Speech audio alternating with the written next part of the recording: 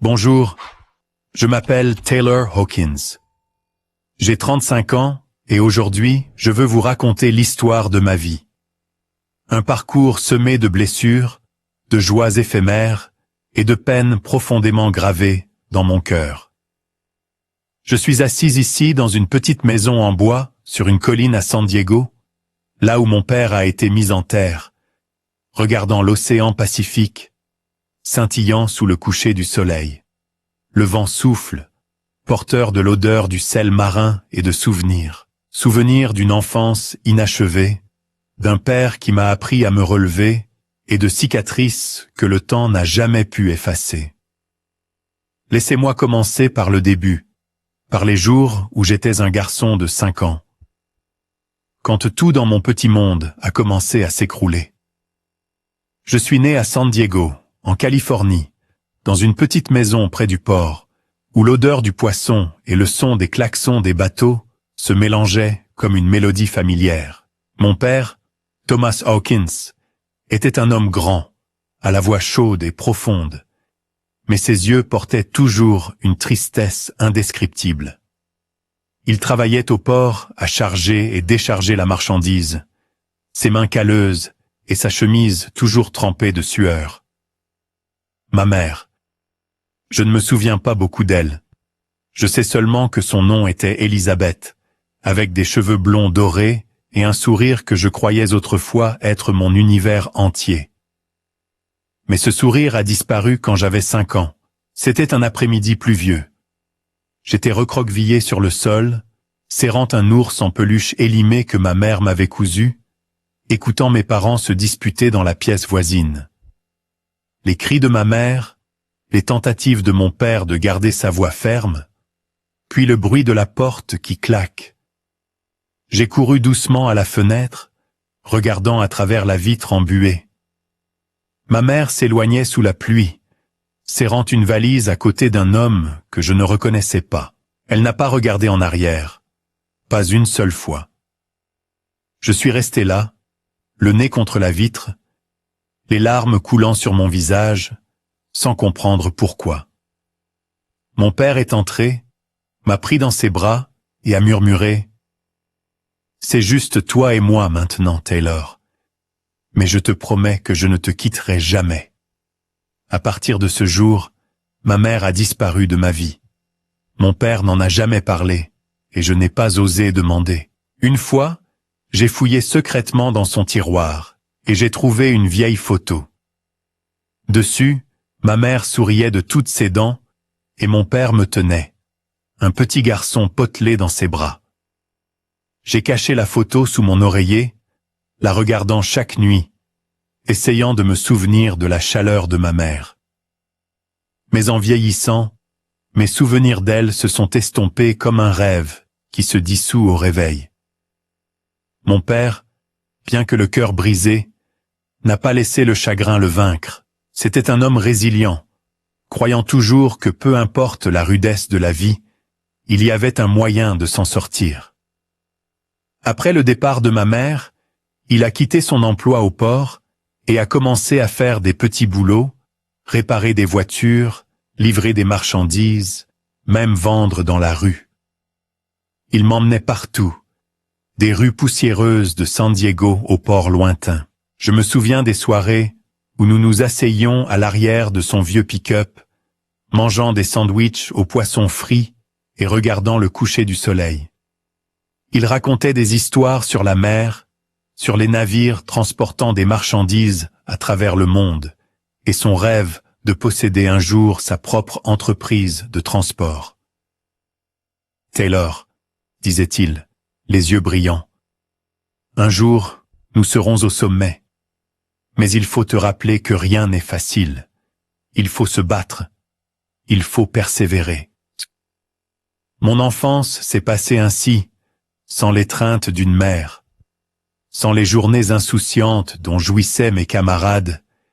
J'ai grandi aux côtés de mon père, lors de longs trajets en camion, au son des vagues de l'océan et de ses grands rêves. J'ai appris à plier mes vêtements à 6 ans, à cuisiner des nouilles instantanées à 7 ans, et à lire des cartes pour guider mon père à 9 ans. Il n'était pas seulement mon père. Il était mon professeur, mon ami et mon monde entier. Mais malgré tous ces efforts, je pouvais toujours sentir un vide dans mon cœur, le vide laissé par une mère qui avait choisi de m'abandonner. Certaines nuits, je m'allongeais sur un vieux matelas dans le petit appartement que nous louions, écoutant mon père soupirer à son bureau. Il s'asseyait là sous la faible lueur d'une lampe jaune, écrivant, calculant, esquissant des plans pour l'avenir. Je savais qu'il faisait tout cela pour moi, pour notre rêve commun, mais je voyais aussi à quel point il était fatigué.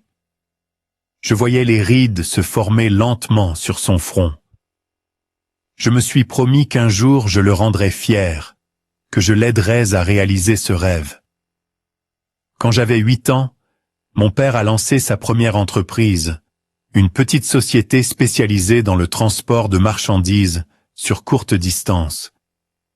Il l'a appelée Pacific Wave Shipping, un nom inspiré par les vagues de l'océan Pacifique qu'il aimait. L'entreprise n'avait qu'un seul camion déglingué et une poignée de petits clients, mais mon père travaillait comme si c'était toute sa vie. Je m'asseyais souvent dans son petit bureau, un espace loué à bas prix en banlieue, le regardant passer des appels, négocier et signer des contrats. Chaque fois qu'il souriait, je savais que c'était un pas en avant. « Tu vois ça, Taylor ?» disait-il en me caressant les cheveux. « Chaque contrat est une brique. Je construis une maison pour nous. » Mais la vie n'était pas que des rêves. Je me souviens encore des jours difficiles où mon père devait emprunter de l'argent pour payer ses ouvriers, quand le camion tombait en panne au milieu de la route et qu'il le réparait sous une pluie battante. Une fois, un client majeur a annulé un contrat et j'ai vu mon père assis à table, la tête entre les mains, perdu dans ses pensées. J'ai calmement préparé une tasse de café, quelque chose que j'avais appris d'un voisin, et l'ai posé devant lui. Il m'a regardé et a fait un faible sourire. « Fils, tu es la raison pour laquelle je n'abandonne pas. » Au fil de ces années, j'ai appris de mon père non seulement la persévérance, mais aussi le respect de soi. Il ne mendiait jamais, ne se courbait jamais devant l'adversité. Il m'a appris que peu importe à quel point la vie était cruelle, il fallait garder la tête haute. Mais au fond, je désirais toujours une famille complète. J'imaginais des dîners de famille où tout le monde serait réuni. Une mère qui me serrerait dans ses bras et me dirait qu'elle m'aimait. Ces rêves, je les gardais cachés, n'osant pas les partager avec mon père, sachant qu'il avait déjà fait tout ce qu'il pouvait. Quand j'avais 12 ans, Pacific Wave Shipping a commencé à devenir rentable. Mon père a acheté une petite maison dans la banlieue de San Diego. Pas luxueuse, mais suffisante pour que nous ayons une vraie maison. J'avais ma propre chambre, un nouveau lit, et pour la première fois de ma vie, j'avais l'impression que les choses allaient peut-être bien. Mon père a commencé à embaucher plus d'employés, à acheter plus de camions, et l'entreprise a lentement grandi. Il disait souvent, « Taylor, ce n'est que le début. Un jour, tu verras ce que nous pouvons faire. » Mais juste au moment où je pensais que les choses s'amélioraient, la vie a pris un autre tournant. Un soir, mon père est rentré à la maison avec un sourire étrange. Il m'a appelé dans le salon, disant qu'il avait quelque chose d'important à partager. « Taylor, a-t-il commencé, la voix hésitante. Je me remarie. Je suis resté figé, comme si mon cœur avait été serré à la gorge. Se remarier? Je n'y avais jamais pensé. Dans mon esprit, notre famille n'était que nous deux, et je n'étais pas prêt à partager mon père avec quelqu'un d'autre. Mais en regardant dans ses yeux, j'ai vu un bonheur que je n'avais pas vu depuis le départ de ma mère. J'ai hoché la tête, forçant un sourire. « Je suis heureux pour toi, papa. » Cette nuit-là, je suis resté couché à fixer le plafond, sentant comme si une tempête arrivait. Je ne savais pas qui était cette femme, mais j'avais un mauvais pressentiment. Vanessa, le nom que mon père avait mentionné, était sur le point d'entrer dans nos vies, et je n'aurais jamais imaginé que dès lors, tout changerait à jamais. Quand j'avais 13 ans, le monde d'un jeune garçon est devenu un chaos désordonné. Les hormones, les émotions et les questions sans réponse tourbillonnaient dans ma tête. Mon père, Thomas Hawkins, était désormais un homme prospère. Pacific Wave Shipping, autrefois une petite opération avec un seul camion déglingué, était devenu un nom respecté à San Diego. Mon père possédait une flotte de camions, quelques petits navires et un bureau décent au cœur de la ville. Nous avons déménagé de notre modeste maison de banlieue vers un vaste manoir à La Jolla, où les maisons arboraient des piscines et des jardins surplombant l'océan Pacifique. Je me souviens encore du premier jour où j'ai mis les pieds dans cette nouvelle maison, frappée par les murs blancs immaculés, les sols en bois poli et les grandes fenêtres laissant entrer la lumière dorée du soleil. Mais peu importe la beauté de la maison, elle semblait vide. Elle était trop grande pour nous deux. Et je commençais à me demander quand mon père ramènerait ma belle-mère à la maison. Cette question a bientôt trouvé sa réponse. Vanessa est apparue un week-end après-midi. Mon père m'a appelé dans le salon, la voix pleine d'excitation, contrairement à son comportement habituel calme.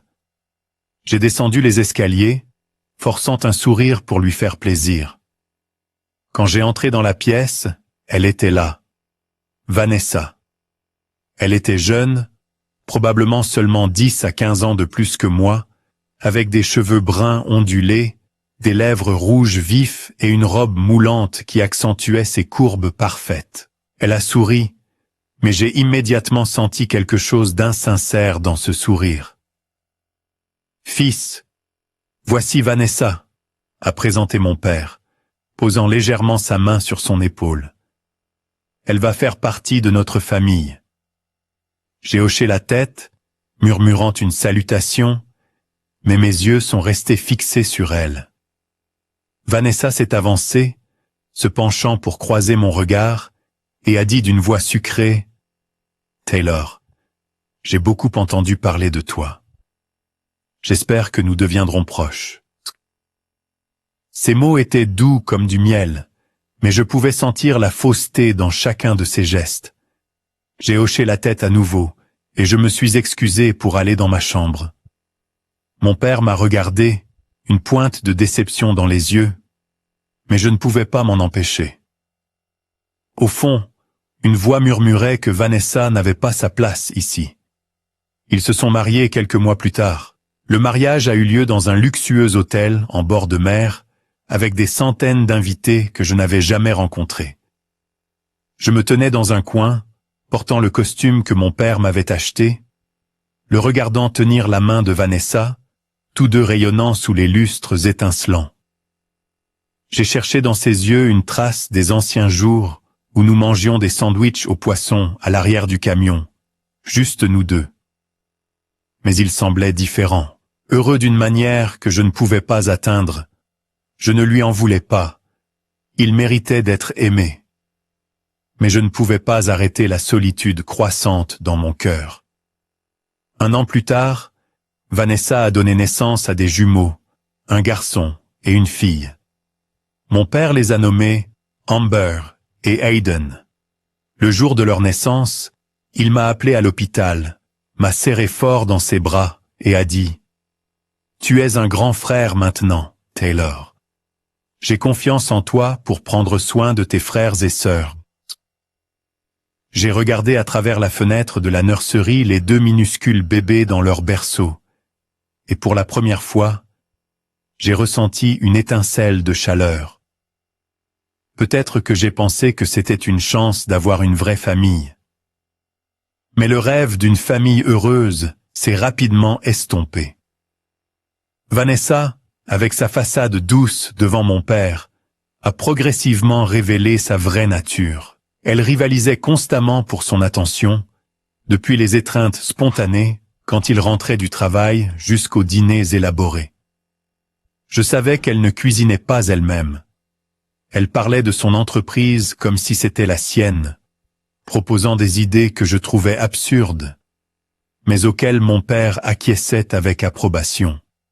J'ai commencé à réaliser qu'elle ne voulait pas seulement être une épouse. Elle voulait contrôler tout ce que mon père avait construit à partir de rien. Amber, ma demi-sœur, a grandi rapidement et a hérité de la personnalité de sa mère. Même en tant que tout petit, elle savait flatter. Amber s'accrochait à mon père, l'appelant « cher papa » d'une voix sirupeuse, trouvant toujours des moyens de le faire rire avec ses histoires d'enfants. Mais quand c'était juste moi et Amber, elle montrait son arrogance. Une fois, je l'ai vu jeter mon vieux jouet robot à la poubelle, disant qu'il était ringard et ne convenait pas à la maison chic. Je l'ai ramassé, nettoyé et caché dans mon placard. Je n'étais pas en colère contre Amber. Elle n'avait que 4 ans. Mais j'ai commencé à comprendre qu'elle grandirait comme sa mère. Aiden, en revanche, était différent. Il avait des yeux clairs et brillants comme ceux de mon père et une simplicité qui semblait presque déplacée. Aiden ne se souciait pas des jouets coûteux que Vanessa lui achetait. Il préférait s'asseoir avec moi pendant que je racontais des histoires sur les vieux trajets en camion avec papa. Une fois, il s'est faufilé dans ma chambre, portant un bateau jouet en bois qu'il avait assemblé lui-même. « Taylor, est-ce qu'il ressemble au bateau de papa ?» a-t-il demandé, les yeux brillants. J'ai caressé ses cheveux et hoché la tête. « C'est parfait, Aiden. Tu deviendras un grand homme comme papa. » Il a souri, et à ce moment-là, j'ai ressenti un lien entre nous. Aiden était la seule lumière dans une maison de plus en plus froide. Mais même cette lumière ne pouvait dissiper les ténèbres que Vanessa apportait. Elle a commencé à s'immiscer dans les affaires de mon père, suggérant des idées qui, je le savais, nuiraient à Pacific Wave. Une fois, je l'ai entendu lui dire de s'étendre dans l'immobilier et d'abandonner le transport maritime, la chose même qu'il avait passé sa vie à construire. Mon père s'est contenté de rire, de lui caresser les cheveux et de dire « Vanessa, tu ne comprends pas cette industrie, mais ne t'inquiète pas, je m'occuperai de tout. » Je suis resté derrière la porte, serrant les poings, jurant de protéger mon père et tout ce qu'il avait construit. Ma relation avec Vanessa est devenue de plus en plus tendue. Elle a commencé à me critiquer, de la façon dont je m'habillais à la façon dont je parlais à mon père. « Taylor, tu devrais apprendre à être plus raffiné, » disait-elle. Sa voix était douce, mais ses yeux étaient de glace. Je hochais la tête sans répondre, mais à l'intérieur, une colère sourde couvait. Je savais qu'elle ne m'aimait pas, non pas parce que j'avais fait quelque chose de mal, mais parce que j'étais le fils de mon père, l'héritier naturel de Pacific Wave et de tout ce qu'elle convoitait. Mon père, malgré son emploi du temps chargé, prenait toujours du temps pour moi. Lors de rares soirées où Vanessa et les jumeaux dormaient, il m'appelait dans le jardin où il avait installé un banc surplombant l'océan. Nous nous asseyions là à boire du café, une habitude que j'avais prise de lui, et parlions de l'avenir. « Taylor, » disait-il, regardant au loin, « un jour tu reprendras Pacific Wave. Je sais que tu feras mieux que moi jamais. » Je le regardais, le cœur gonflé de fierté, mais alourdi par l'inquiétude. Je voulais lui parler de Vanessa, de mon malaise, mais je ne voulais pas briser son bonheur. J'ai juste hoché la tête, me promettant de ne jamais laisser personne lui faire de mal. Ces années-là, j'ai vécu dans une maison pleine de confort, mais manquant de la chaleur familiale. Vanessa et Amber étaient des épines dans mon pied, tandis qu'Aiden était la seule raison pour laquelle je n'avais pas perdu espoir d'une vraie famille. Mais au fond, Je savais que la tempête que j'avais ressentie la nuit où mon père m'avait parlé de Vanessa approchait. Je ne m'attendais tout simplement pas à ce qu'elle emporte tout, laissant des blessures que le temps ne pourrait jamais guérir. Quand j'avais 18 ans, j'ai décidé de quitter la maison de la Jolla, de quitter San Diego, de quitter cette cage dorée que Vanessa avait transformée en champ de bataille silencieux. Je ne supportais plus ses regards froids et perçants, ses mots doux calculés, ni la façon dont Amber mimait sa mère, me regardant comme si j'étais un étranger dans ma propre maison paternelle. Seul Hayden, le garçon de 5 ans au sourire pur, me faisait hésiter chaque fois que je pensais à partir, sans regarder en arrière. Mais je savais que si je restais, je serais entraîné dans un vortex de tromperie et de cupidité. J'avais besoin de partir pour me trouver, pour prouver que je pouvais me tenir debout tout seul, sans dépendre de l'ombre imposante de mon père. J'ai postulé à l'université de Stanford, à des centaines de kilomètres de San Diego. Le jour où j'ai reçu ma lettre d'acceptation, j'ai couru dans le jardin où mon père et moi avions l'habitude de nous asseoir à boire du café et à regarder l'océan. Il était là sur le banc familier, les yeux empreints de tristesse, mais s'éclairant en me voyant. « Fils, je savais que tu y arriverais, » dit-il en posant une main sur mon épaule. « Mais promets-moi, où que tu ailles, tu reviendras. Pacific Wave est à toi, Taylor. » J'ai hoché la tête, retenant l'émotion, n'osant pas lui dire que j'avais peur de revenir, pour retrouver Vanessa dans ses complots. Le jour de mon départ, Hayden a couru après moi jusqu'à la grille. Il m'a serré fort dans ses bras, les yeux rouges et larmoyants. « Taylor, tu viendras me rendre visite ?» a-t-il demandé, la voix tremblante. Je me suis agenouillé, lui ai caressé les cheveux et lui ai glissé dans la main une petite maquette de bateau en bois que j'avais faite. Une réplique miniature des navires de Pacific Wave. Je promets, Hayden. Garde ceci pour te souvenir que je suis toujours avec toi. Il a hoché la tête, serrant fort le cadeau, et je suis monté dans la voiture, me forçant à ne pas regarder en arrière pour que les larmes ne coulent pas. Stanford était un monde différent. Les vastes amphithéâtres, les professeurs passionnés et les étudiants talentueux du monde entier me faisaient me sentir petit, mais aussi plein d'ambition. J'ai choisi d'étudier l'administration des affaires, non seulement pour perpétuer l'héritage de mon père, mais aussi pour comprendre comment gérer une entreprise, comment protéger un empire comme Pacific Wave de la cupidité, tant interne qu'externe. Je me suis plongé dans mes études, travaillant à temps partiel et rejoignant des clubs d'entrepreneuriat. Les nuits blanches à la bibliothèque, les débats animés avec mes amis et les échecs dans les projets de groupe m'ont formé. Je n'étais plus le garçon qui suivait simplement son père dans les trajets en camion. Je devenais un homme avec mes propres rêves et ambitions. Mais même loin, je ne pouvais pas complètement couper les liens avec ma famille. J'appelais mon père chaque semaine, l'écoutant parler de Pacific Wave, de nouveaux contrats, de nouveaux navires, et d'Hayden, qui grandissait avec un amour pour la mer comme son père. Il mentionnait rarement Vanessa ou Amber, et je ne demandais pas. Une fois, Hayden m'a appelé avec enthousiasme, décrivant comment papa l'avait laissé monter à bord d'un vrai navire pendant ses vacances d'été. Taylor, je me tenais à la proue, et j'avais l'impression que le monde entier m'appartenait, a-t-il dit. Et j'ai souri, l'imaginant là, les cheveux fouettés par la brise marine. Mais j'ai aussi entendu la solitude dans sa voix.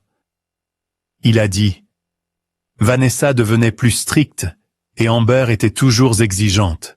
Je veux juste être avec toi et papa », a-t-il murmuré, et mon cœur s'est serré. Après 4 ans, j'ai obtenu mon diplôme avec mention. J'ai décidé de poursuivre un master toujours à Stanford pour approfondir mes connaissances en gestion financière et stratégie d'entreprise. Pendant ces années, j'ai vécu dans un petit appartement, survivant grâce à des bourses et des revenus de mes petits boulots. Je n'ai pas demandé un centime à mon père, non pas par fierté, mais parce que je voulais prouver que je pouvais me débrouiller tout seul. Pourtant, chaque fois que je recevais une lettre de lui, des notes manuscrites envoyées par la poste, mon cœur se réchauffait.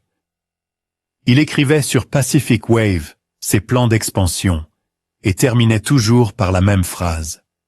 « Je suis fier de toi, Taylor. N'oublie pas le chemin du retour. » À 26 ans, après avoir terminé mon master, j'ai décidé de retourner à San Diego. Pas parce que la maison de la Jolla me manquait, mais parce que mon père me manquait, Hayden me manquait, et j'ai senti qu'il était temps de faire face à ce que je fuyais. Pacific Wave était désormais une entreprise majeure, avec des dizaines de navires, des centaines d'employés, et des bureaux à Los Angeles et à Seattle. Mon père m'a rencontré à l'aéroport, m'a serré fort dans ses bras, et a dit « Fils, il est temps que tu te tiens à mes côtés. » J'ai regardé dans ses yeux, remarquant des rides plus profondes et des cheveux grisonnants, mais son regard brûlait encore de la même flamme. J'ai hoché la tête, déterminé à ne pas le décevoir. Il m'a fait entrer chez Pacific Wave en tant que chef de projet. J'ai rapidement fait mes preuves, négociant des contrats, optimisant les itinéraires de navigation et proposant des innovations qui ont fait économiser des millions à l'entreprise. Les collègues plus âgés doutaient d'abord de moi, pensant que j'étais juste un enfant gâté poussé par mon père. Mais j'ai travaillé jour et nuit, lisant chaque rapport, inspectant chaque conteneur, et j'ai progressivement gagné leur respect. Mon père m'a regardé et a souri. « Tu es vraiment mon fils. » Mais de retour dans la maison de la Jolla, c'était toujours une partie d'échecs silencieuse. Vanessa, maintenant une femme d'une trentaine d'années, conservait encore son apparence juvénile, mais ses yeux étaient devenus de plus en plus vifs. Elle m'a salué avec des mots doux, mais j'ai pu voir la tension dans son sourire.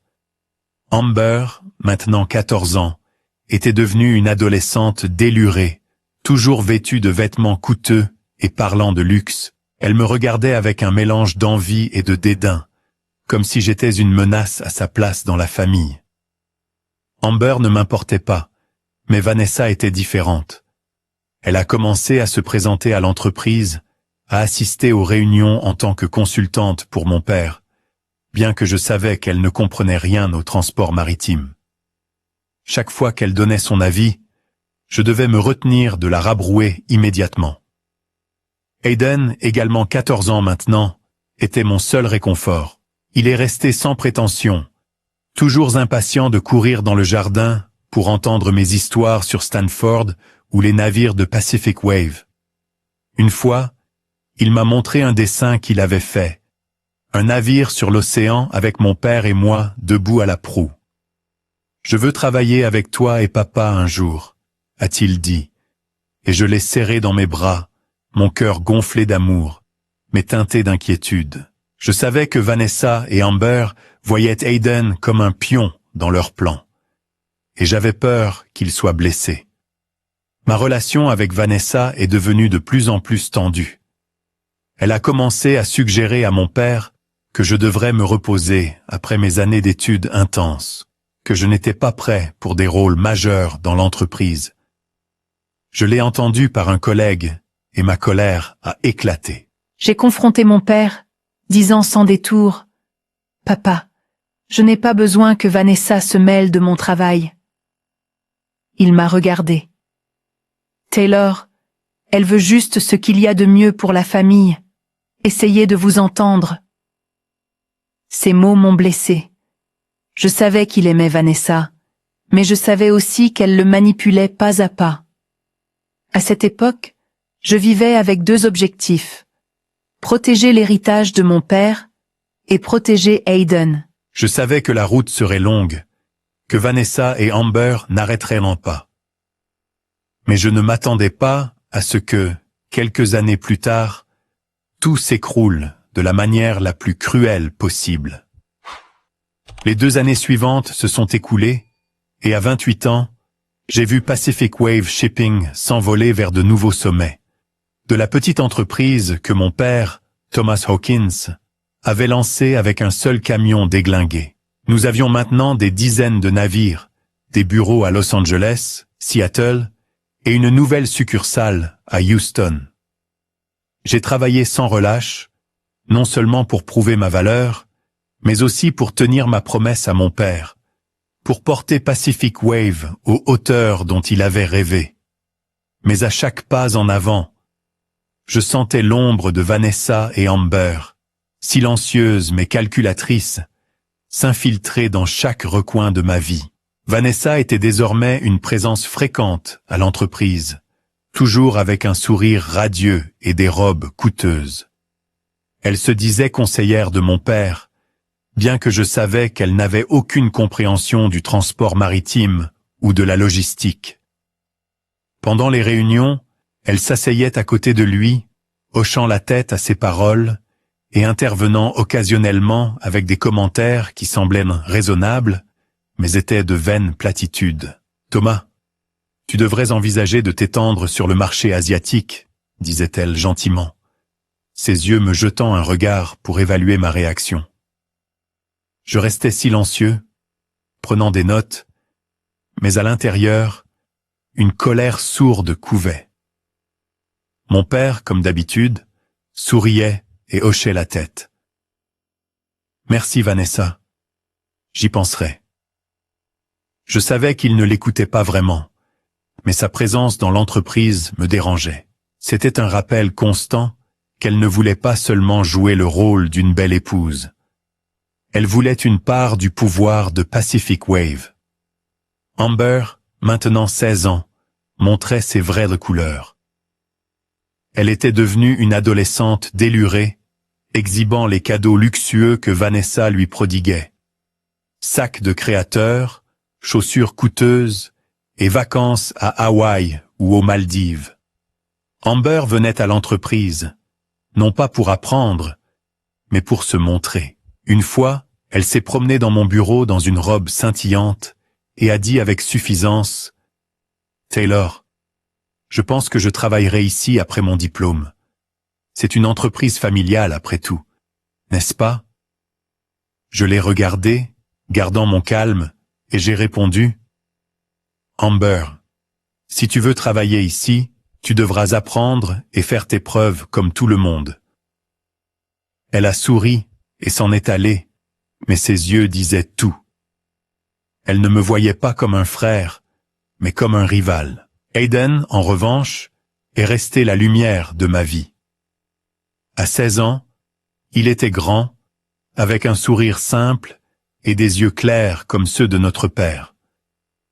Il se souciait peu de l'extravagance dont Vanessa et Amber se délectaient. Il préférait passer du temps sur les quais à écouter les marins raconter des histoires de voyages en mer ou à s'asseoir avec moi au bureau en demandant comment gérer un navire. « Taylor, je veux être capitaine de navire un jour comme papa, » a-t-il dit, les yeux brillants. J'ai souri, lui caressant les cheveux. « Tu y arriveras, Hayden. Mais étudie bien d'abord. » Je savais qu'Hayden avait les qualités de notre père. Persévérance, passion et un cœur sincère. J'ai juré de le protéger, d'empêcher Vanessa et Amber de lui faire du mal. Mais j'ai commencé à remarquer les complots discrets de Vanessa. J'ai prêté plus d'attention à ses actions. Elle rencontrait fréquemment des avocats que mon père ne connaissait pas. Elle mentionnait aussi sans cesse qu'il devrait réorganiser ses actifs pour sécuriser un avenir pour Amber et Hayden. Je savais qu'elle avait peur. Peur que moi, son fils aîné, ne soit favorisé. Et elle ne se trompait pas. Un soir, alors que nous étions seuls tous les deux dans le jardin sous le clair de lune argentée, contemplant l'océan, mon père m'a pris la main, la voix basse et sérieuse. « Taylor, j'y ai beaucoup réfléchi. Pacific Wave, Tout ce que j'ai construit sera à toi. Je te fais confiance pour le diviser équitablement. Non seulement pour Hayden, mais aussi pour Amber et Vanessa. Je crois en ton cœur et en ton esprit. Tu prendras de meilleures décisions que je ne pourrais jamais le faire. Je l'ai regardé, submergé, ne sachant que dire. Sa promesse était un lourd fardeau, mais aussi la plus grande fierté de ma vie. J'ai hoché la tête, jurant de ne pas le décevoir. Ces années, j'ai vécu une guerre silencieuse. Vanessa et Amber étaient d'un côté avec leurs faux sourires et leurs agendas secrets. J'étais de l'autre, déterminé à protéger Pacific Wave et Hayden.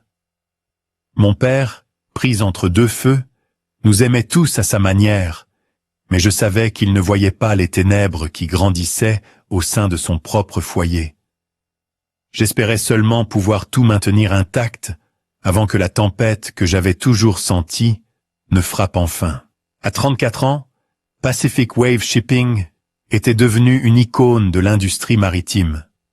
Je dirigeais l'entreprise de tout mon cœur, non seulement parce que c'était l'héritage de mon père, mais parce que c'était le témoignage des années de sueur et de larmes qu'il y avait investies. Mon père, maintenant dans la soixantaine, venait encore au bureau chaque jour malgré mes encouragements à se reposer.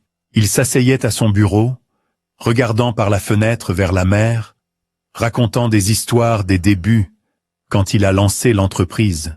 « Taylor, disait-il, les yeux brillants comme autrefois, tu as fait plus que je n'en avais jamais rêvé. » Ces mots alimentaient ma détermination, mais ils me pesaient aussi, sachant que Vanessa et Amber attendaient que je fasse une erreur. Un matin d'octobre, alors que j'étais au bureau en train de réviser un nouveau contrat avec un partenaire japonais, mon téléphone a sonné. La voix tremblante de la secrétaire de mon père est venue à travers. « Taylor, vous devez venir à l'hôpital maintenant. Monsieur Tomit a eu une crise cardiaque. » J'ai lâché mon stylo. Mon cœur s'est arrêté. Je me suis précipité dehors, conduisant comme un fou dans les rues encombrées de San Diego. Mon esprit était vide, à l'exception des images de mon père, l'homme indomptable qui m'avait tout appris. Quand je suis arrivé à l'hôpital, Vanessa et Amber étaient déjà là dans le couloir, les yeux rouges. Hayden, qui étudiait maintenant à Berkeley, n'était pas encore arrivé.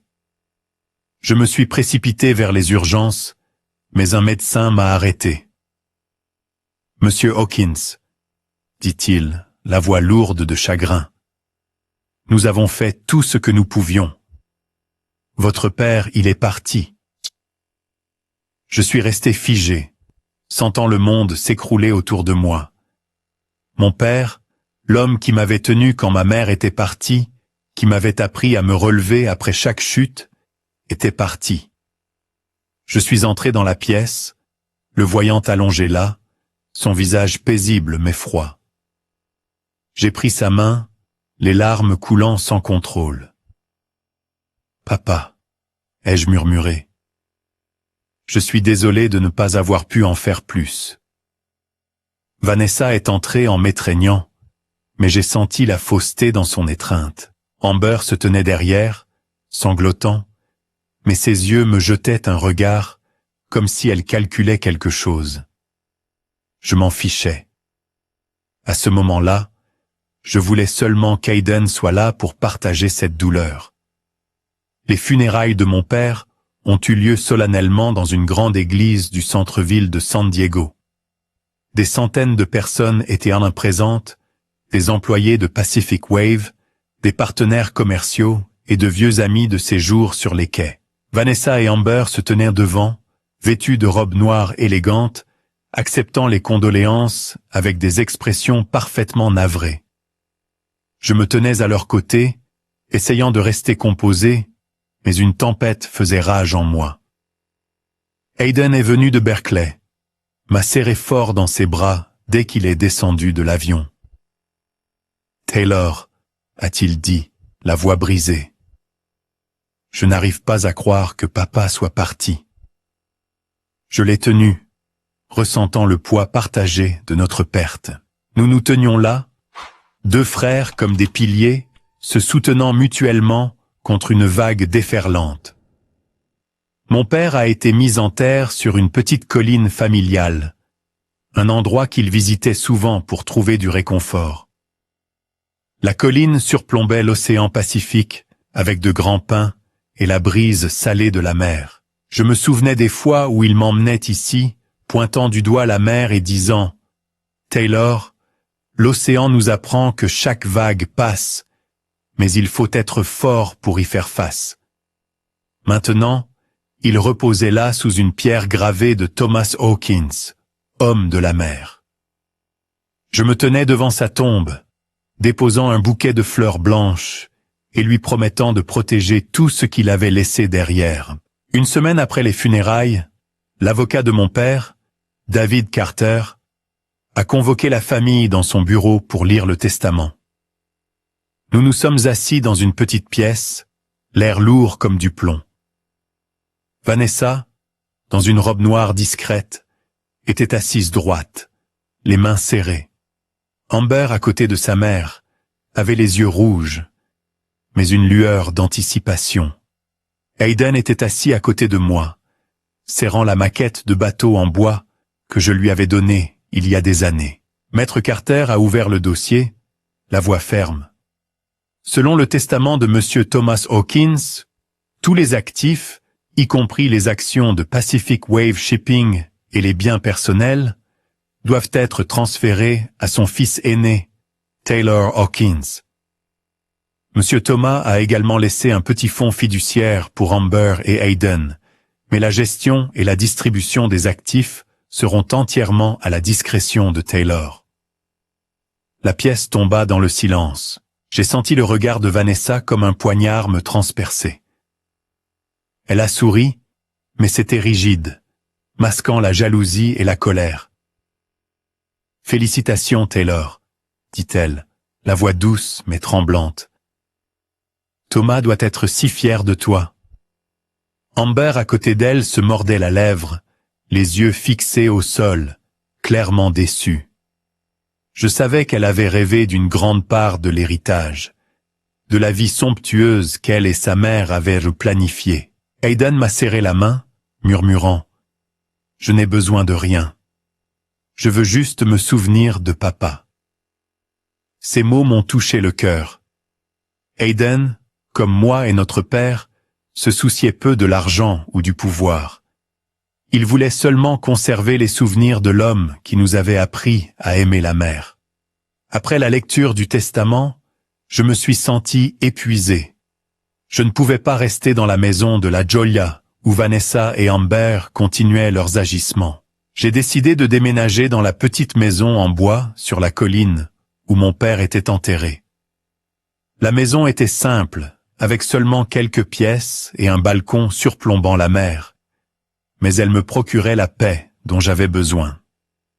Je visitais la tombe de mon père quotidiennement, nettoyant la pierre tombale, plaçant des fleurs fraîches et lui racontant Pacific Wave, Hayden et mes efforts pour tenir ma promesse. Je dirigeais l'entreprise à distance en utilisant mon ordinateur portable et mon téléphone, ne me rendant au bureau que pour les réunions du conseil d'administration.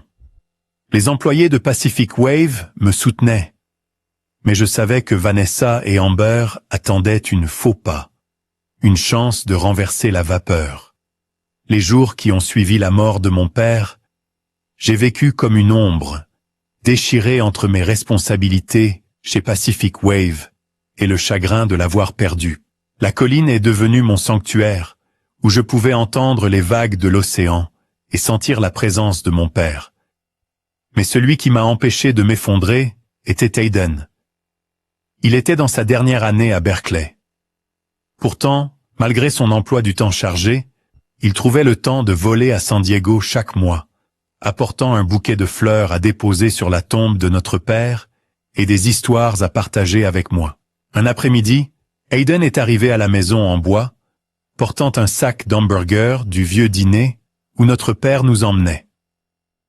Nous nous sommes assis sur le balcon, mangeant et regardant la mer. « Taylor, » dit Hayden, la voix basse. « Papa me manque. Il me manque les fois où il parlait des navires, de la façon dont il a construit Pacific Wave à partir de rien. » J'ai hoché la tête, une boule dans la gorge. « Il me manque aussi, Hayden. Mais il voudrait que nous continuions, que nous soyons forts. » Hayden m'a regardé, les yeux brillants mais teintés de tristesse. « Taylor, je ne veux pas te concurrencer. Je veux juste que nous soyons frères comme papa l'aurait voulu. » Ces paroles m'ont profondément ému. Je lui ai raconté les jours où papa et moi parcourions San Diego dans ce vieux pick-up. Comment papa m'avait appris à ne jamais abandonner. Hayden écoutait, parfois souriant, parfois essuyant ses larmes. Nous avons parlé de ses rêves. Il voulait devenir ingénieur maritime pour concevoir des navires aussi puissants que ceux de Pacific Wave. « Taylor, » dit-il, « je ne suis pas sûr de pouvoir être comme papa, mais je veux essayer. » J'ai pris sa main et j'ai promis. « Hayden, quand tu obtiendras ton diplôme, je te soutiendrai pleinement. Que tu veuilles créer ta propre entreprise, travailler chez Pacific Wave ou aller n'importe où ailleurs, je te soutiendrai toujours. J'ai également partagé mes propres intentions. Quand tu auras 30 ans, dis-je, regardant la mer, je partagerai l'héritage de papa avec toi. Je crois que tu le mérites, Hayden. Tu as le cœur de papa. » Hayden a secoué la tête, la voix ferme. « Je n'ai pas besoin de l'héritage. » Mais je savais au fond de mon cœur que c'était la bonne chose à faire. Hayden n'était pas seulement mon frère, il était le seul à comprendre vraiment la valeur de ce que notre père avait laissé derrière lui. Nous nous sommes assis là, sous le coucher du soleil, partageant notre chagrin et nos souvenirs de papa. Dans les mois qui ont suivi, Hayden est retourné à Berkeley pour finir sa dernière année. Nous sommes restés en contact par téléphone, et chaque fois qu'il appelait, je sentais la force qu'il me donnait. Hayden était la raison pour laquelle je devais continuer, ne pas laisser le chagrin me consumer. J'ai dirigé Pacific Wave depuis la maison en bois, préservant l'héritage de mon père. Mais dans mon cœur, je savais que les défis n'étaient pas terminés. Vanessa et Amber, bien que silencieuses après la lecture du testament, restaient une menace latente, et je ne m'attendais jamais à ce que, quelques mois plus tard, une autre tragédie frappe, déchirant ce qui restait de notre famille. Les mois après la mort de mon père se sont écoulés dans un rythme tranquille.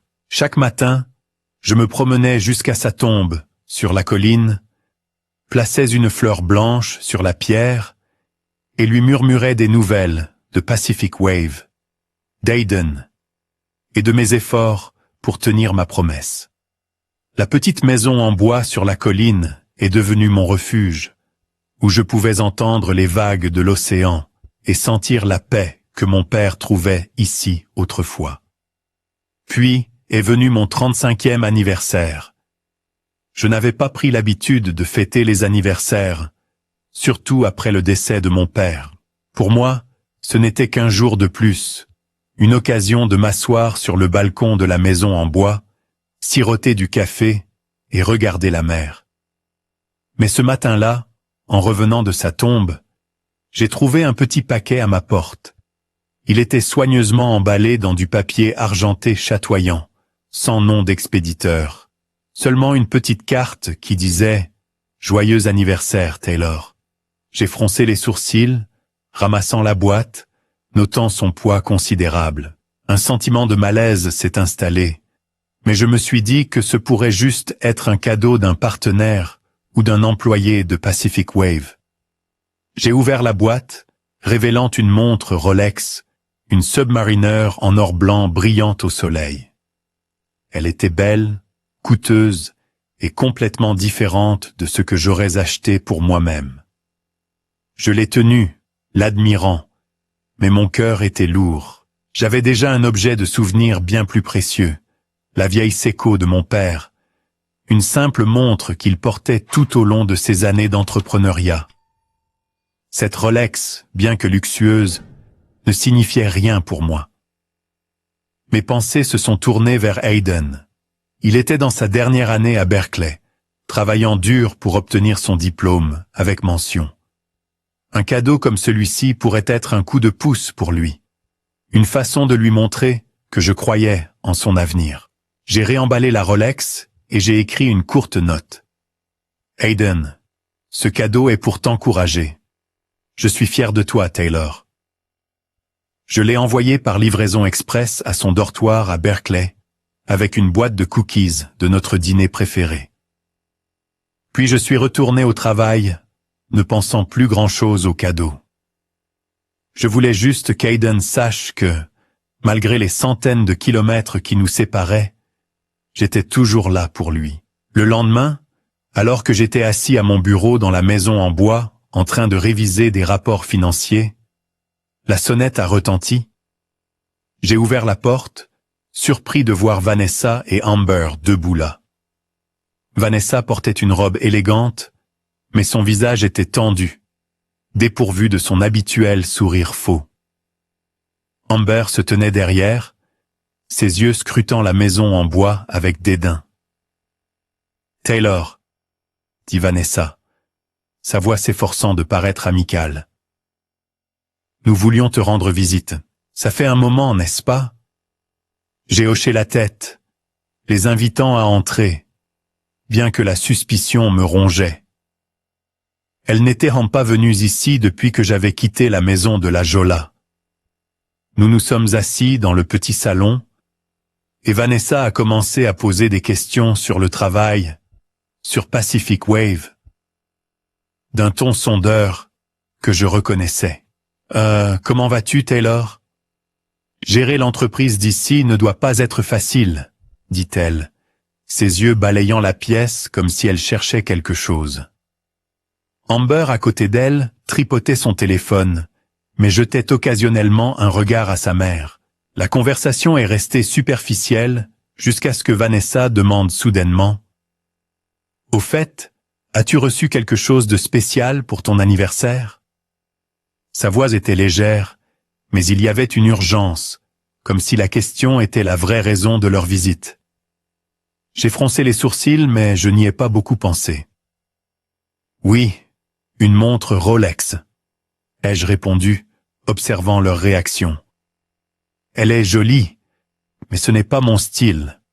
Je l'ai envoyée à Hayden pour encourager ses études. » En un instant, le visage de Vanessa est devenu livide, comme si le sang avait quitté son corps.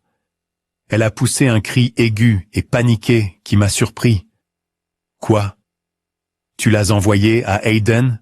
Es-tu fou, Taylor ?» Elle s'est levée d'un bond, les mains tremblantes, les yeux écarquillés d'horreur. « Pourquoi as-tu fait ça ? Pourquoi ne l'as-tu pas gardé ?» Sa voix craquait, un mélange de fureur et de désespoir, comme si j'avais commis un péché impardonnable. Je ne pouvais pas comprendre pourquoi Vanessa réagissait si violemment. Amber, assise à côté d'elle, a levé les yeux, le visage cendreux. « Maman, tu as dit » a-t-elle balbutié, mais Vanessa s'est retournée en criant « Tais-toi, Amber, ne dis rien !» Elle s'est précipitée dans le coin de la pièce, fouillant dans son sac à main, sortant son téléphone et composant frénétiquement. « Hayden! Hayden! Réponds !» a-t-elle crié dans le téléphone, mais il n'y a pas eu de réponse. Elle a appelé encore, 1, 2, 3 fois, sa voix devenant de plus en plus tremblante. Pourquoi ne répond-il pas ? Taylor, tu as fait quelque chose de terrible. Elle s'est tournée vers moi, pointant du doigt, les yeux injectés de sang. C'est ta faute. S'il arrive quelque chose à Hayden, je ne te pardonnerai jamais. Mon cœur battait la chamade. Une terrible prémonition montait. Ah, Vanessa, de quoi parles-tu ?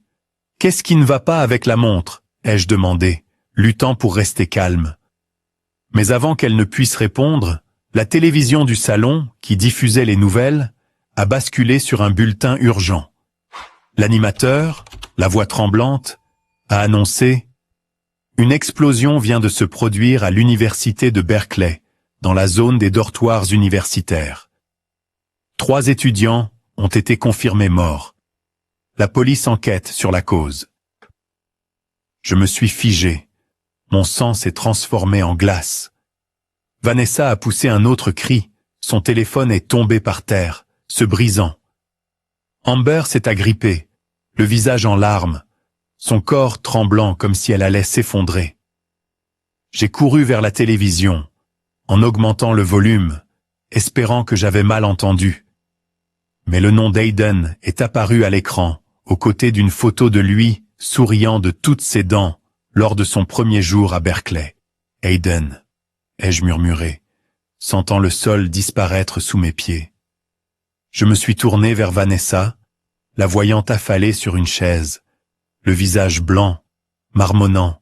« Ce n'est pas possible. Ce n'est pas possible. » Amber s'est agrippée à sa mère, pleurant, mais ses yeux évitaient les miens. J'ai serré les poings, luttant pour contenir la rage et la douleur qui déchiraient ma poitrine. « Vanessa », ai-je dit entre mes dents, « que sais-tu de tout ça ?» Elle a secoué la tête, mais la panique dans ses yeux m'a tout dit. Il y avait un secret, une vérité horrible cachée derrière ce cadeau d'anniversaire. Si tu es derrière tout ça, je te ferai payer toi et ta fille, ai-je dit fermement, attrapant mes clés de voiture. Je me suis précipité dehors, j'ai sauté dans ma voiture et j'ai filé vers Berkeley, sachant qu'il était déjà trop tard.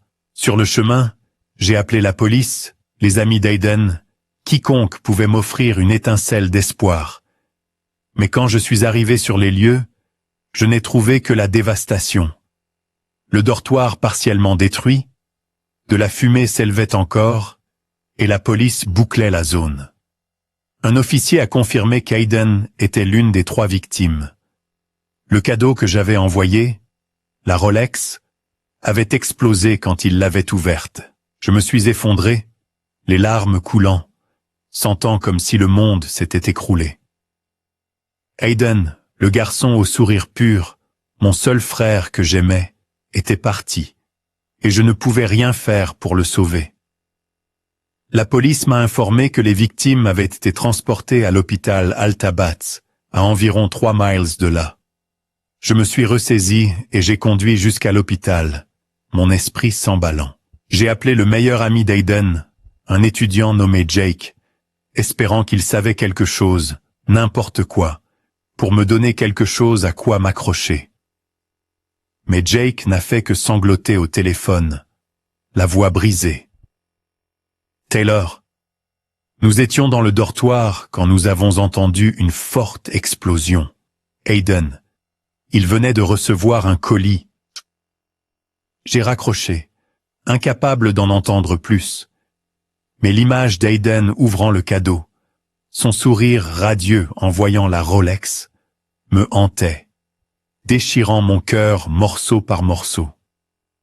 Quand je suis arrivé à l'hôpital, je me suis précipité dans la salle d'urgence, poussant à travers une foule de policiers et de personnel médical. Un officier m'a arrêté, me demandant qui j'étais. Après avoir appris que j'étais le frère de la victime, ils m'ont autorisé à entrer. Un médecin s'est approché, les yeux remplis de compassion. « Monsieur Hawkins, je suis tellement désolé. Il n'y avait rien de plus que nous puissions faire. » Il m'a conduit dans une pièce froide, où le corps d'Aiden gisait sous un drap blanc. J'ai soulevé le drap et mon cœur a semblé s'arrêter. Son visage, autrefois brillant d'excitation en parlant de navire, était maintenant carbonisé et défiguré, presque méconnaissable. Seul le bracelet en cuir que je lui avais donné pour son 18e anniversaire, toujours à son poignet, a confirmé que c'était Aiden, mon seul frère. Je l'ai tenu, les larmes tombant sur le drap, et j'ai murmuré « Aiden, je suis désolé. Je t'ai fait tuer. C'est moi qui aurais dû être là. Je ne sais pas combien de temps je suis resté dans cette pièce. Seulement qu'en sortant, j'ai eu l'impression qu'une partie de moi était morte avec Aiden. Les policiers attendirent dans le couloir, et un homme d'âge mûr s'est présenté comme le détective Miller du département de police de Berkeley. Monsieur Hawkins, nous avons besoin de votre coopération. L'explosion n'était pas un accident. Il y a des signes d'un engin explosif sophistiqué. Ces mots m'ont frappé comme un autre coup de poignard, mais ils ont aussi allumé la colère en moi. La Rolex. Vanessa, sa réaction paniquée. Les pièces ont commencé à s'assembler dans mon esprit, et j'ai su que ce n'était pas un incident aléatoire. Le FBI et l'ATF se sont rapidement impliqués. Ils ont scellé le site, collecté les débris de l'explosion et interrogé des témoins. J'ai rencontré l'agent spécial Connor Cruz, un homme vif aux yeux perçants, au bureau du FBI de San Francisco. « Monsieur Hawkins, dit-il, la voix calme mais résolue. Nous avons trouvé des traces d'un engin explosif incrusté dans la montre Rolex.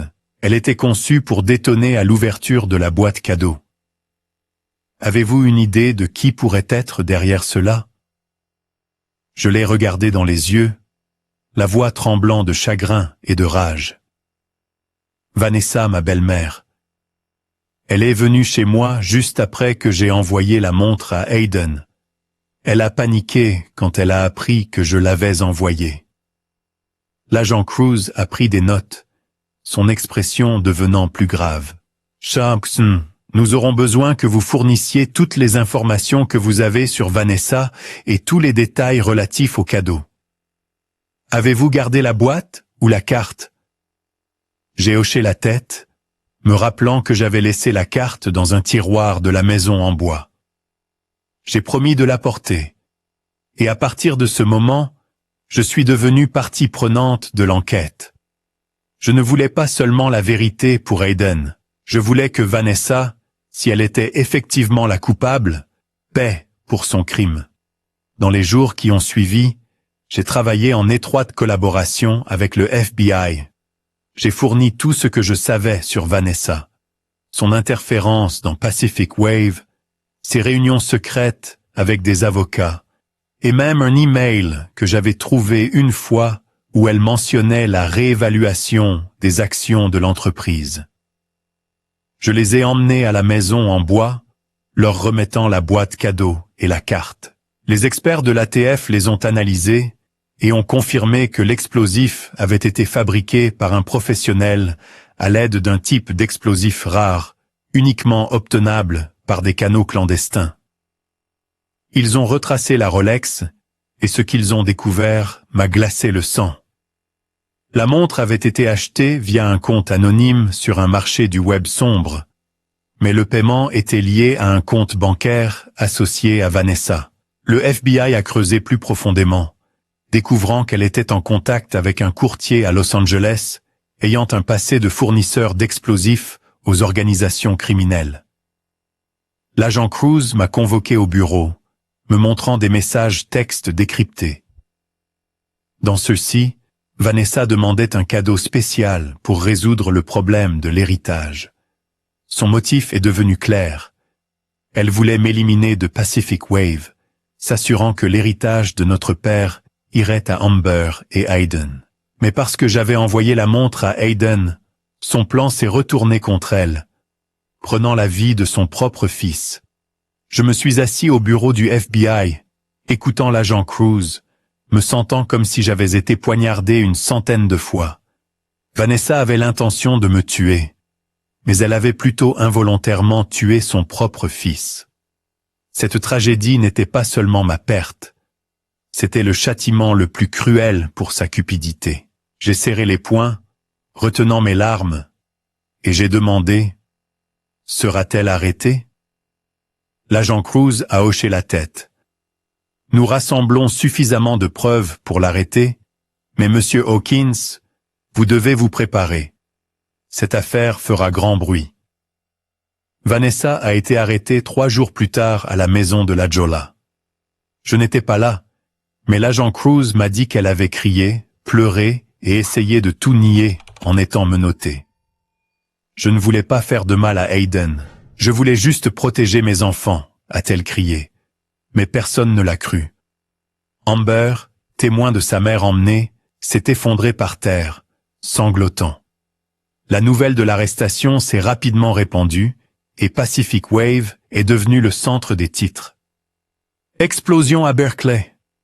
Belle-mère accusée d'avoir comploté pour tuer son beau-fils pour l'héritage. Ont crié les journaux, me donnant la nausée. Pas parce que la vérité était révélée, mais parce que cela me rappelait qu'Hayden était parti à cause de la cupidité de sa propre mère. Vanessa s'est complètement effondrée après son arrestation. Elle a été emmenée dans un hôpital psychiatrique où les médecins lui ont diagnostiqué une grave dépression nerveuse. Elle s'asseyait dans sa chambre, murmurant le nom d'Hayden, pleurant et se blâmant. Je ne lui ai pas rendu visite, non pas parce que je ne voulais pas la confronter, mais parce que je ne pouvais pas lui pardonner. Elle avait pris Hayden, la seule personne que je considérais comme ma vraie famille après mon père. J'espérais seulement qu'elle vivrait avec cette douleur pour le reste de sa vie. Amber, quant à elle, s'est enfoncée dans une profonde dépression. Elle n'était plus la fille délurée exhibant sa vie sur les réseaux sociaux. La pression de la critique publique, les gros titres la qualifiant de fille d'un meurtrier, et la douleur de perdre Hayden l'ont coupée du monde. L'enquête du FBI a innocenté Amber de toute connaissance du plan de sa mère, mais elle a toujours fait face à des interrogatoires de police et à l'ostracisme de ses amis. Je ne l'ai pas vue, mais une fois, elle m'a envoyé un message. Taylor, je suis désolé. Je ne savais pas que ma mère pouvait être si cruelle. Je n'ai pas répondu, non pas par colère, mais parce que je n'avais plus la force d'affronter d'autres faux semblants. Dans les jours qui ont suivi la mort d'Hayden, j'ai vécu comme un fantôme, errant dans la maison en bois sur la colline. Chaque matin, je me promenais jusqu'à la tombe de mon père. Et maintenant, à côté d'elle se trouvait celle d'Hayden. En moins de 8 mois, j'avais perdu les 2 personnes les plus chères à mon cœur. Mon père, qui m'avait appris la résilience, et Hayden, mon petit frère, au sourire pur, le seul que je considérais comme ma vraie famille. Je me tenais là sous les pins, la brise marine portant le sel amer de mes larmes. J'ai déposé un bouquet de fleurs blanches sur la tombe d'Hayden, à côté de la maquette de bateau en bois qu'il chérissait comme un trésor. Hayden, ai-je murmuré, la voix étranglée. Je suis désolé, je t'ai laissé te faire tuer. Les funérailles d'Hayden ont été simples mais dignes, contrairement à la grandeur de celle de mon père. Je ne voulais pas de regards curieux, ni de chuchotements de la part d'étrangers. Seuls quelques-uns des amis proches d'Hayden de Berkeley, quelques employés fidèles de Pacific Wave et moi avons assisté. Je me tenais près de son cercueil, regardant son visage, partiellement reconstruit par le personnel de la morgue, mais incapable de cacher les blessures de l'explosion. J'ai tenu sa main une dernière fois, sentant la froideur de la mort, et j'ai promis que cette tragédie ne se reproduirait plus jamais. Ni Vanessa, ni Amber, ni personne de la maison de la Jolla n'était là. Je ne les avais pas invités et ils n'ont pas osé venir. Peut-être qu'au fond d'eux, ils savaient que leur présence n'aurait fait qu'aggraver la douleur. J'ai choisi d'enterrer Hayden à côté de notre père, sur la colline, surplombant l'océan Pacifique. C'était l'endroit préféré de mon père, où il avait dit un jour que la mer nous apprenait à affronter ces vagues. J'ai érigé une petite pierre pour Hayden, gravée d'Hayden Hawkins, amoureux de la mer. Alors que les derniers endeuillés s'en allaient, je me suis assis là, entre les 2 tombes, contemplant l'océan. Le coucher du soleil peignait l'horizon en rouge, et j'imaginais voir les silhouettes de mon père et d'Aiden debout sur un navire, me faisant signe. J'ai pleuré, non pas par faiblesse, mais parce que je savais que je n'entendrais plus jamais leur voix. Jamais partager avec eux des rêves de mère. La vérité sur Vanessa, la Rolex et la mort d'Aiden a révélé une dure leçon. La cupidité peut tout détruire.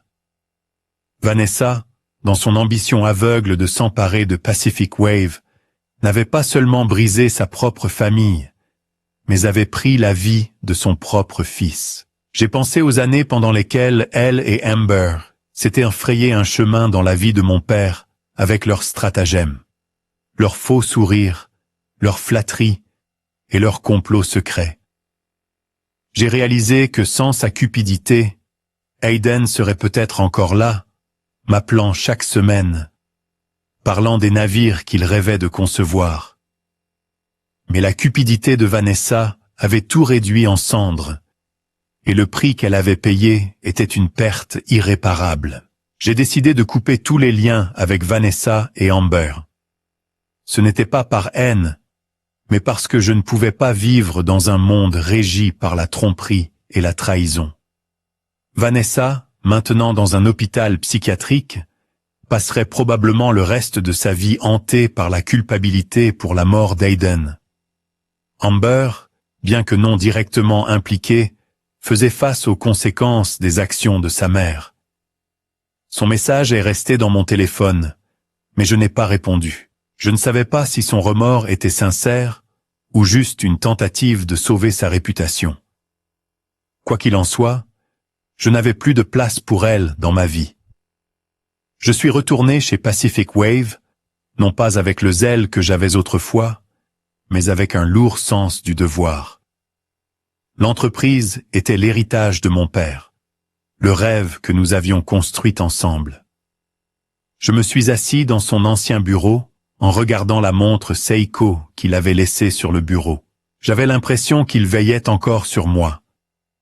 J'ai continué à gérer Pacific Wave, négociant de nouveaux contrats, développant la flotte et assurant que le nom de mon père, Thomas Hawkins, reste un phare dans l'industrie maritime. Mais chaque jour, en retournant à la maison en bois, je portais une blessure qui ne guérirait jamais. Chaque fois que je regardais la mer, je voyais Aiden, le garçon aux yeux brillants et aux grands rêves, et mon cœur me faisait mal. J'ai commencé à écrire un journal documentant les souvenirs de mon père et d'Aiden. Non pas pour les oublier, mais pour les garder vivants en moi. J'ai écrit sur les vieux trajets en camion avec mon père, les soirées sur le balcon avec Aiden, sa façon de rire en parlant de son rêve de devenir capitaine de navire. Je voulais que les futures générations de Pacific Wave, si jamais je leur transmettais l'entreprise, sachent qu'elle avait été construite sur l'amour et la détermination, pas sur la cupidité ou la tromperie. J'ai également créé un fonds de bourse d'études au nom d'Aiden, pour les étudiants poursuivant le génie maritime. C'était ma façon de tenir ma promesse envers lui, de le soutenir même s'il n'était plus là. Mon histoire se termine dans l'écho de la tragédie, mais aussi avec une leçon que j'ai apprise à travers la perte. L'ambition aveugle peut tout détruire, mais la vraie famille, l'amour que mon père avait pour moi, le lien entre moi et Aiden, est le bien le plus précieux.